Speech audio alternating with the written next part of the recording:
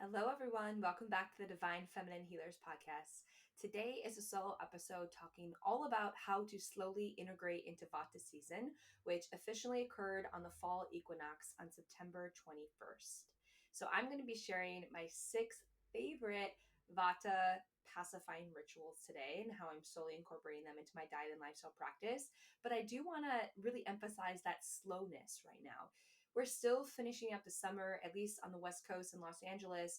We're still going to be getting some high temperature days, some of that pitta inflammation. So it's never like a black or white. Today's September 21st, and suddenly I'm changing everything to fall, even though our Western world feels like that. I walked into Trader Joe's, I smelled the cinnamon brooms, pumpkin, literally everything exploded everywhere. And while it gets me really excited, sometimes I think we jump the gun of switching seasons before taking the time to really pause and reflect before moving forward. So what I really recommend and what I've been doing this past week is just doing that, reflecting on your summer. What did you create? How can you celebrate that? That was very much what this last new moon was about. How are you taking the time to slow down?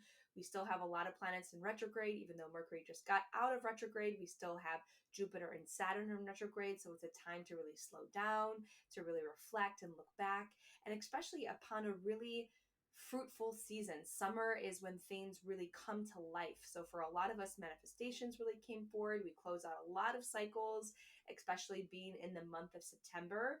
That's usually the time of year when we do close out cycles and we're starting fresh and we're starting clear. So just be with yourself right now and try to find that inner peace of everything that I have created in my life right now is just perfect the way it is.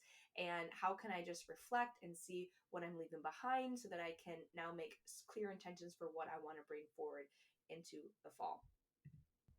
Now, I know our Western world makes fall and pumpkin season so absurd and ridiculous that it can piss people off or people get annoyed by it and frustrated.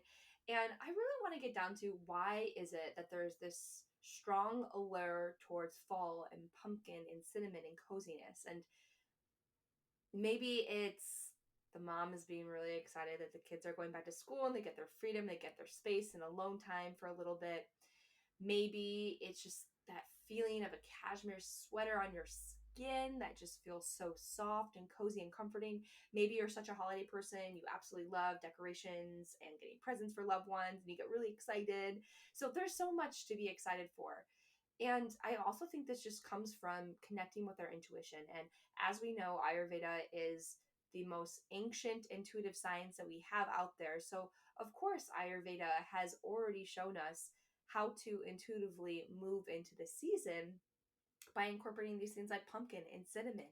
Ayurveda was literally the OG pumpkin spice latte because in Ayurveda, we know that this change of season brings more coldness outside and in nature. So in order to balance that coldness that can occur inside our bodies with bloating and gas and constipation and dryness and insomnia, all these Vata imbalances, we can have warming spices and really grounding oils and grounding foods to bring nourishment and build tissues in our body. So I'm going to break it down for you and share my 6 simple, fabulous Vata enhancing rituals that I am going to slowly start incorporating into my life. And again, slowly.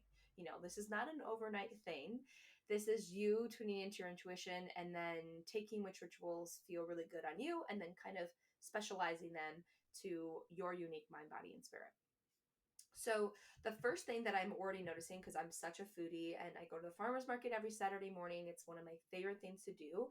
And I'm already noticing the change in produce. So I'm such a fig lover and I love fruit so much, but I'm noticing that we're kind of getting at the bottom of the barrel. I was asking one of my local farmers last week, how many more weeks do we have figs? Because I love fig season so much. And they're like, just a couple more weeks. And I know it because fig season only lasts in August. Sometimes we even only get a couple weeks in August.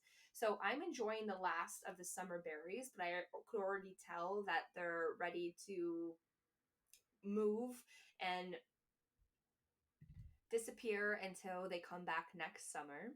But what I'm noticing are more apples. This is apple season that's coming about.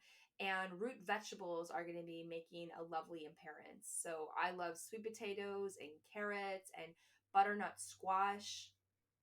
These are the type of vegetables that are going to be really grounding to the nervous system, which can again get into that fight or flight mode when Vata is imbalanced during Vata season. So we have things that are more nourishing that can be tissue building. Now, I also want to emphasize that what heals the Vata imbalance is bringing in the sweet taste. So root vegetables are a part of that, the ones that I just discussed. And recently, I've realized how much meat really equates to the sweet taste. Now, this brought up a lot of controversy on my Instagram because I was vegan for 10 years, and I know how morally that can cause a lot of chaos for people. I know this brings up a whole slew of topics. And so if you want to hear more about that, I go deeper on it in my Instagram. And I also had a podcast on this too, talking about how I broke veganism and why I did. So, what I've known energetically from the sweet taste is that meat is primarily made up of the sweet taste. It's earth and water. So, it's very grounding, it's very tissue building. So, that's also supported during this time of year. So, I'm sure that I go to my local farmers and I find organic, sustainably sourced meats. I kind of talk to the farmers. How do they treat their animals, their processes, and intuitively too, you could just like kind of pick up on the vibes from certain farmers and where they source everything from. And I love buying red meat from them too. Again, I'm for my own healing journey with my lack of period, I need to incorporate more iron, and specifically iron from meat for my body to absorb it and for me to get immense. So that's something that I'm going to be focusing on and bringing into my diet. And it is still very foreign. Like 10 years without having red meat, it's really hard. I have to consciously think about, okay, I need to have red meat. I'm trying to have it at least one meal per week, but I know my body wants it more. And so when I get it from a local farmer and I know where it's coming from, it feels way more connected to me, and it's way easier to cook with that type of meat rather than just, going out to a restaurant and getting red meat and maybe feeling a little guilty about that. Of course, that happens. I'm not perfect. And also, with the sweet taste, it's really listening to your body and what feels grounding for your body. For some of you, that might be taking more of the vegetable route and actually incorporating more of butternut squash soups into your diet and having things that are more vegetable focused. Truly just listen to your body and how it responds. For me, when I started to invite meat back into my body, it was like, thank you. Yes. It was so clear. And for all of you, I know a lot of you are healers. I know a lot of you are so intuitive. All you have to do is ask your body and it's going to respond right away. And it's very clear and it's very easy. Another thing that I am incorporating is cooking with ghee again. Now, you can also cook with sesame oil, as that's more heating and that can be more tissue building for Vata imbalances. I personally just love ghee so much, and I'm really passionate about all the different brands that I work with. I have a lot of ghee brands that I love. One, I love Divya's Alter's ghee, and that's because she makes it biodynamic, meaning she makes it on the full moon. So the energetics of the full moon, and she charges her ghee with that energy, which is so special. And she also makes cultured ghee, which is different than just regular ghee. And that cultured ghee adds more probiotics and it could be easier on your digestive system. Now, ghee in general, it takes the lactose out of it. So if you're worried about being lactose intolerant, you may be okay with having ghee in your diet. And the reason why Ayurveda reveres ghee so much is because their cows are sacred. So the way that they treat their cows are with the utmost glory and respect and care. And that energy goes into the products that they make with the cows, like ghee. So it's a sacred form of using the animal products. And this is such a good example of how you can have a right relationship with using animal products, especially if it's using for medicinal purposes and for healing your mind, your body, and your spirit. So I'm going to be getting my ghee. And I also really like Farm Choose ghee. Shout out to Farm Choose ghee because they also make a culture ghee. They make everything in small batch. They're on the East Coast. It's two women who own it, which I absolutely adore them. I had them on the podcast very early on. You can listen to them, Kim and Lynn. They're just so spectacular. And about these brands like Divya's and Farm True, what I love about them is that it costs them more time and money to make their products with so much intention and aligning with the science of Ayurveda, but they believe in it so wholeheartedly. And even though other businesses are quote unquote taking away their business because they're doing it in quicker ways, they are so true to their intention that they're not willing to forego the quality of their products, of their ingredients, and of the integrity of the science of Ayurveda. So I for sure always support them and these brands because I love what they're doing and it mirrors my morals and my mission of what I'm doing as well. So I'll have them linked below because those are just like the top brands and I'm so excited for ghee season. Now, with ghee, I love cooking with ghee because what it does when you cook your spices with ghee, it enhances the properties and the benefits of them. So basically, let's say you're cooking with cardamom, which helps to dispel gas and bloating, and you mix that with ghee, and then if you're making, let's say, a khichdi, and you simmer that with some lentils, and then add in your water and all the things. What it does is it amplifies the property of the cardamom, so it goes deeper into the tissues of the body and can help to eliminate bloating and gas even more. That's what ghee is so amazing. Not only does it taste amazing because it's butter, I mean, what doesn't taste good with butter? But it has these medicinal properties of amplifying whatever spices that you use them with. So I'm definitely switching my spices to be on the hotter side, which I love because I'm pitta by nature. And during the summertime, I gotta be careful on getting too hot with my spices. But I can definitely start to add in things like ginger and cinnamon and cardamom and cumin and maybe even cayenne pepper every now and then in order to get more of that spicy taste to it. I love adding curry to literally everything. I add it to my eggs, to any type of meats or vegetables that I'm roasting with. So these types of spices are perfect for this time of year. All right, what else am I doing for Vata season? Morning routine, morning routine, morning routine. So, again, this is something we do already intuitively in our culture. Think about it going back to school, cleaning out the closets, getting reorganized, and creating this new schedule and routine for ourselves. Like, it's nothing new. Our bodies intuitively want to do this. And if you do not have a morning or a nighttime routine, it becomes highlighted during Vata season because that's what can exacerbate Vata symptoms. If you don't have a nighttime routine, if you're watching hours of TV before you go to bed and then you're on your phone watching TikTok and then you try to go to sleep, you're probably going to have difficulty going to sleep because you're too exposed to the blue light. Now, if you are stabilized and you have a nice, solid nighttime routine, you're going to sleep beautifully. You're going to have less insomnia. You're going to wake up with more energy and have a more stabilized nervous system going into your day.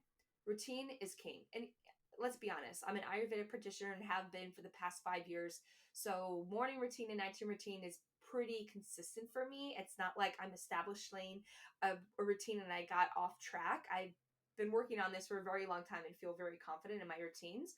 But there's certain things that I like to kind of just make little adjustments to during the Vata time of year. So it's always best to rise with the sun because that aligns our circadian rhythm. Getting out first thing in the morning when the sun is risen or right before the sun sets actually helps to reset our circadian rhythm. There's science behind this, and that can tell our body to, let's say, increase melatonin so that we can go to sleep at night. Or in the morning, it stimulates certain hormones that help us wake up in the morning. That's why I love either going for a bike ride or a run or a walk first thing in the morning so that I can get those natural lights and it can activate the hormones that need to give me vital energy throughout the day. So during the fall, I'm more cognizant of trying to wake up when the sun rises to reset my circadian rhythm. And during the nighttime, I'm more cognizant to make sure I am stricter about my sleep time. Usually at 9 p.m. sharp, I'm pretty good about going to sleep so that I can have at least an hour of reading my book or doing journaling or pulling some cards, something to get away from the blue light so that I can go to sleep. And I'm not going to lie, I'm kind of struggling a little bit with this right now because summertime, the sun stays out later. So my bedtime is maybe more like at 9:15, 9:30 I go to bed. And then I've been, going on TikTok at night and all the things that I know. And last night I was like, oh gosh, I'm so stimulated right now. It took me so long to go to sleep. So I know being more strict about my nighttime routine, that 9 o'clock to 9:15 sharp, going to bed, making sure that I'm not using blue light and doing things to relax my nervous system. I really love incorporating yoga nidra too as my bedtime ritual. This is one of the best things you could do to stabilize your nervous system, and that always helps me to go to sleep right away. Any type of meditation I think is really great to do at night as well.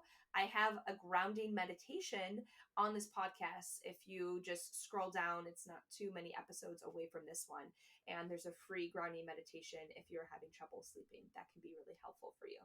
So those are some of the little tweaks and twists that I'm doing to my morning routine and nighttime routine. But routine is king. Definitely jump on that if you haven't already. All right, next is grounding. Now, this is definitely a spiritual concept, and I laugh because I know whenever I tell someone to ground, they give me that confused look. I realize, oh, yeah, that's not common vernacular. I need to divulge what that means. I was teaching a Reiki and restorative class last week, and I was channeling intuitive messages for each of the students in my class. And for one of the students, her message came forward was, you need to ground your body. And I told her this, and she's like, what's grounding? And so I broke it down. So grounding is connecting to the earth element. It what makes you feel stable. It what makes you feel connected to your body. So you know the feeling of when you have a really hearty meal that just feels really good. Like I can literally feel my body relax and settle, and I just feel so good and in my body. That's what grounding feels like. Grounding is when you're on vacation and you walk on the beach and your feet are in the sand and you are not on high alert because you have to be at a certain appointment or you're worried you're not going to have enough time for something. It's like you can just relax and just be in your body. That's what it's meant to be grounded. Now, what's interesting is that what keeps you grounded is so different for each person and at different seasons. Now, for in general, it's connecting with the earth element. So, for sure, meals ground us. However, if we're only using food to ground us, sometimes that can cause us to be out of balance. I for sure have overused food to ground me because I felt so Vata vitiated, then that eventually led to a kapha imbalance. So a lot of times when I see people come to me with kapha imbalances, what's really under the surface is a Vata imbalance because they've been ungrounded for so long. They were using food as the only way to ground them. And it makes sense. We as humans, obviously, we're continuously eating. That's one of the most difficult challenges I think as humans as we have is being able to portion our food and take just the right amount that's going to give us the nutrients and the prana that we need. Other ways to ground is just by connecting with the earth element. Whatever your local ground is, if it's sand, if it's grass, getting your feet to touch that earth is so healing. And to me, it's also very much an energetic way to release foreign energies. So especially if you're a healer, especially if you work in with other people's energies constantly, if you're on Zoom all day, it's so important to have that contact with earth so that you can release all that energy that is not yours and be absorbed into the earth's core. That's like a great meditation. It's a great simple practice that you can do. It's something that I definitely try to do as much as I can because I am on Zoom, because I am a healer and I work with other people's energies, and it's always literally the best. They also done scientific studies on how walking can really calm the nervous system. I think it's, of course, being out in nature for sure, right? Because we're not in a contained area with four walls. We're not having all this external stimuli, this artificial light. But they also found that it's walking right foot and left foot, it activates the bilateral parts of your brain, which makes really sense. And that helps to calm your nervous system. I don't know the science particularly into this. You can look it up and I'm sure there's like a billion studies on it. But I found that that was so interesting too. So I find that what keeps me really grounded is going on walks with no external stimuli, which is very hard for me because I'm a podcast fiend. As some of you know, like I have like 20 podcasts that I want to listen to at any given time. So it's really difficult for me to not even listen to music, but just to walk. And I find that that grounds me more than anything. Now, what's really interesting is that what can ground you can be very different for each person. So like I said, that student that intuitive wisdom came through of she needs to ground more. Specifically for her, what grounded her was connecting to higher wisdom. So that's what I told her. I said, I don't know if there's like a teacher, there's a mentor or higher wisdom that you have in your life right now, but that's what keeps you really grounded and anchored to the earth. And what's interesting is she was starting to study Buddhism, and she had a teacher, or she was taking a course, and it was bringing her so much joy, and you could tell she just like lit up when she started talking about that. And so I thought that that was so interesting, that wisdom and learning was actually something that really grounded her into her truth. So whatever gives you that feeling and sensation of feeling secure and grounded, that is something that you can start incorporating into Vata season. All right, now also what I'm changing a little bit is my meditation practice. So I do a breathwork and a mantra based meditation every morning. That again is a golden thing that I've been working on for probably 6 or 7 years now, and it took me a long time until it became consistent, but now I'm pretty happy that it's consistent and it's not something that I struggle with. However, I do like to kind of switch up my meditations based on the season. So during Vata season, when we need to ground more, instead of doing maybe more of a cooling breath that I would need during the summer season, or something that's more stimulating during the Kapha season, I choose to have a breathing technique that's more grounding. One of my favorite breathing techniques is Alom Vilom, which means alternate nostril breathing. And this balances the masculine and the feminine energy, which helps to just ground the body. It's more slower pace, so it can activate the parasympathetic nervous system. Again, just notice how your body is feeling. If you've been feeling a little bit flighty, if you've been feeling anxious energy, things that are more slow and things that are more calming can be really beneficial.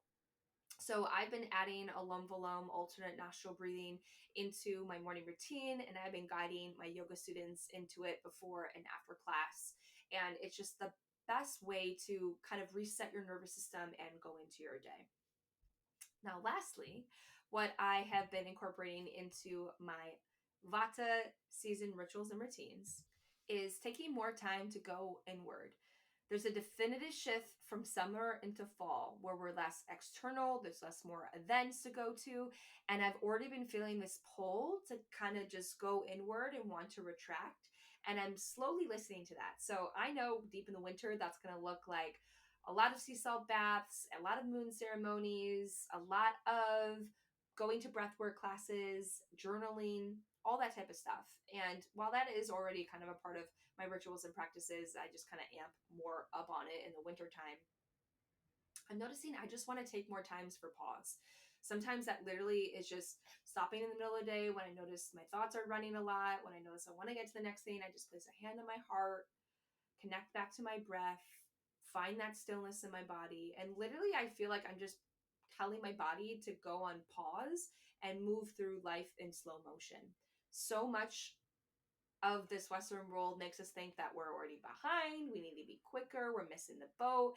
And that puts us in this almost like fast forward vibration.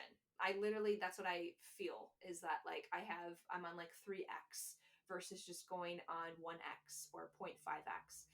And when I take that moment, even if I can remember, like right when I get out of bed, because sometimes I'm just moving so quickly by the time I get out of bed in the morning, if I can just move through that slowness throughout my day, I feel so much more grounded. I'm not flying at the seat of my pants. I'm not choosing to see through the lens of fear, because when your nervous system is hijacked and you're moving so quickly, you can't think clearly, right? You're going to make more mistakes. When you do make that mistake, it's going to be very heightened because your nervous system is already at a 10, and it's going to be really hard to come down from that. Rather, if you're moving at this nice slow pace and you're taking moments to pause, the answers come to you way more clearly. There's more space for your intuition to come in and for those messages to land. If we're constantly giving away all that energy, we don't have those times for the intuition to really connect to. So again, taking things really slow, I'm just taking a moment to pause, to listen, and to start to go inward as we slowly transition into fall and into these winter seasons. So these have been my favorite Vata healing practices. I'm going to slowly incorporate. Some I've already did, some I'm going to just start to bring into my life in these next couple of weeks. So I hope this inspired you. If you have any questions on how to incorporate more Vata into your life, I'm definitely going to be having a lot of Vata healing practices. I'm going to be posting on my Instagram. So follow me at Angelica_feminine_healer. And I may even do a masterclass on this, on how you can align with Vata season, diet and lifestyle practices and really prepare yourself for this fall season. And also with your business, I'm going to be talking about in the next couple of weeks, because as you know, on your healing journey, your business and your body are one and the same. So what we're doing for our own healing rituals in the morning and the nighttime, it's going to mirror what your business is going to be needing during this time of year. And just because we're going inward doesn't mean you can still experience such great success with your business. Sometimes I find actually I have the most success in my business when I do take the time to tend to my healing journey. It's radical. So there's so much goodness coming up with Vata season. And thank you all so much for tuning in. If you love this episode, please comment, rate, or review on either Apple Podcasts or Spotify. And I will see you all next time.